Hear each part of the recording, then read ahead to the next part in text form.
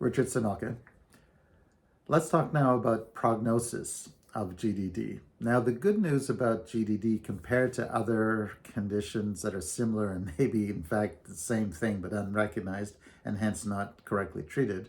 So other conditions like fibromyalgia, chronic inflammatory syndrome, chronic fatigue syndrome, perhaps even stiff person syndrome, if not a gadolinium toxicity, many of them are probably some other metal toxicity, lead, for instance. So in distinction from these other conditions, gadolinium deposition disease is treatable. So it can be treated to near cure, but these are the requirements. It must be treated correctly with the most effective chelator available. And how we know that is the stability constant of the chelator. Currently, the chelator which has the highest stability constant available to us, that's FDA approved, is IV DTPA. So it has a very high stability for gadolinium, and I use this as a benchmark. The stability, which is actually the log stability constant for gadolinium with DTPA, this is just a number, the number. It's about 21. So if you're contemplating any chelator, it has to have a stability constant about that level, or preferably higher. Turns out that HOPO has a higher stability constant, as reported by the manufacturers.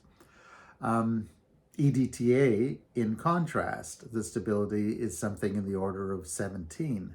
These numbers are logarithmic, which means that DTPA is approximately 300,000 times more stable than EDTA with gadolinium. And even just, the thought of that, even if you don't know anything about the science of chelators, it kind of makes sense. Hey, I want to take the thing that's 300,000 times more stable with getting stuff out of my body that I want out of my body.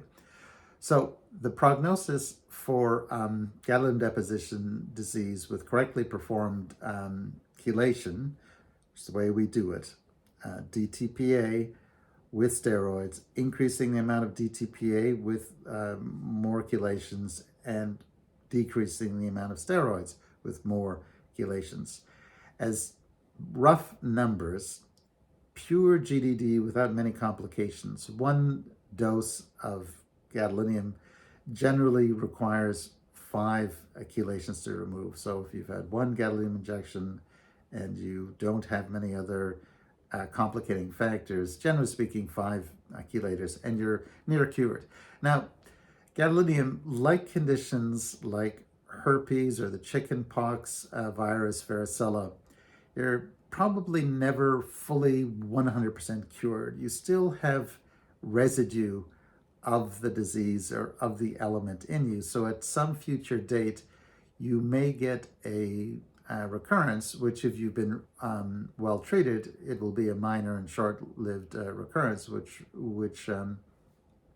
is the same as with herpes or with varicella. In some ways, one can use it, as you probably should with those other entities, is an indicator that you're under too much stress, telling you, hey, I'm under too much stress, let me de-stress. The other good news is that it's relatively easy to just go back and get more chelation to get rid of that recurrence of disease. And generally speaking, for most people, it's maybe at most 3 chelations. And again, why 3 chelations? Because you need to go through a few phases of re-equilibration, of removing gadolinium from skin and brain and soft tissue organs, gad moving back from bone. You need to go through 3 cycles of that to get enough of the gadolinium out of your body. So unlike these other conditions, with DTPA chelation presently and in the future with others, and HOPO is a very likely candidate, treatment is achievable, it's near a cure, you can go on to live a normal life. Fortunately, the more complications, the more gadolinium injections, the more difficult it is to get better. So for instance, if you're using DTPA, Oftentimes it's multiples of 5 chelations, the number of gadolinium injections. So if you've had 5 gadolinium injections, you may require 25 chelation sessions.